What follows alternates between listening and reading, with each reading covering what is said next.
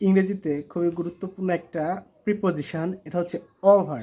Over মানে হচ্ছে অতিক্রম করা, হ্যাঁ। ওভার মানে অতিক্রম করা।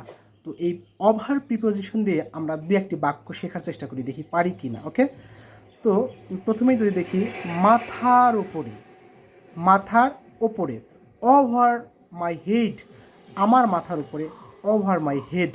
তো এটা হচ্ছে ওভারের একটা ব্যবহার, অর্থাৎ কোনো কিছু ওপরে যদি অবস্থান করা বোঝায় সেক্ষেত্রে ওভার বসে।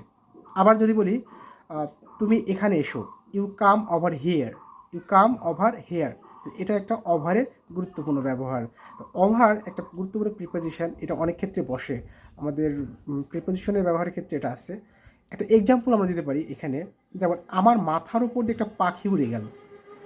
এ bird flew over my head, a bird flew over my head, একটা পাখি আমার মাথার উপর দিয়ে উড়ে গেল, সেক্ষেত্রে প্রিপোজিশন হিসেবে ওভার বসবে।